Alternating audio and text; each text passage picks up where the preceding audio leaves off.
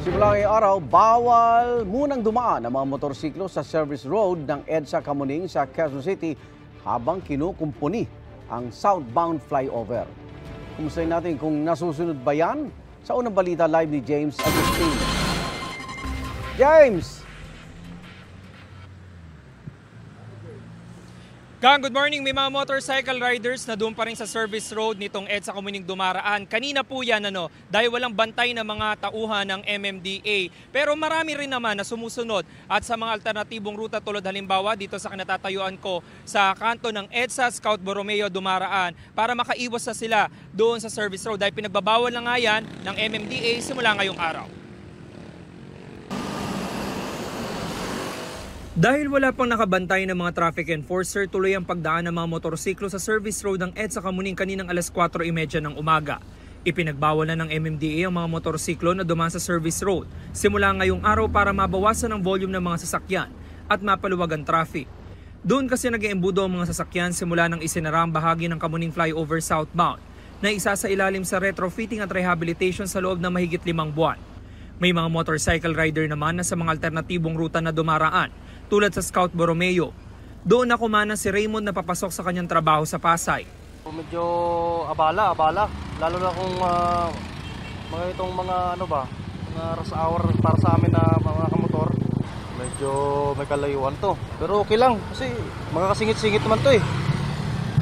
Oo, kaya naman siguro. Ganyan din ang ginawa ng rider na si Edwin na naipit daw sa traffic sa service road kahapon. Galing siyang Caloocan at patungo sa Pasig. Wala naman pong problema. Sundin natin kasi yun naman kung regulation nila yan, ano pinapatupad nila, sundin na lang natin. Ang iba didiskarte na lang daw para hindi malate sa pupuntahan. Wala tayong magawa dahil ginagawang kasada eh. Siyempre, maaga-ahaga na natin papasok para hindi ka matraffic.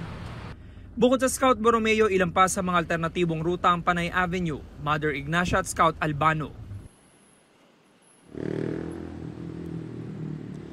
Sa Matalayigan, ito yung sitwasyon po ngayon dito sa southbound lane ng EDSA. Malayong-malayo doon sa traffic kahapon. Ngayon po ay wala tayong nakikita na traffic dito sa southbound approaching dito sa Kamuning flyover. Pero may mga pagkakataon na naiipon pa rin po mga sasakyan dyan sa service road. Pag nag-go naman yung traffic light, umuusad naman po yan. Dito naman sa pwesto ko sa kanto ng EDSA at Scout Borromeo, isa po ito sa mga alternatibong ruta. Nakahilera na dito yung mga tauhan ng MMDA at mayroon na rin dito na mga plastic barrier na nagsisilbing guide ng mga motorista para kumana na sila rito. Kung kanina nakakadiretso pa yung mga motorsiklo doon sa service road dahil walang nagbabantay, ngayon po ay naghihigpit ng MMDA at pinaliliko na sila dito sa loob. At kapag kumanang ka naman dito sa Scout Borromeo, diretso na po yan dito sa mga alternatibong ruta sa loob hanggang makatagos ka sa may Timog. Halimbawa, dito sa Scout Borromeo, diretso dyan sa may Samar hanggang makalusot ka na doon sa Timog Avenue. Wala pa naman tayo nakikita na traffic sa ngayon. Yan ang unang balita mula rito sa Quezon City. Ako po si James Agustin para sa GMA Integrated News. Igan, mauna ka sa mga balita. Mag-subscribe sa GMA Integrated News sa YouTube. Sa mga kapuso abroad, subaybayan nyo kami sa GMA Pinoy TV at sa www.gmanews.tv.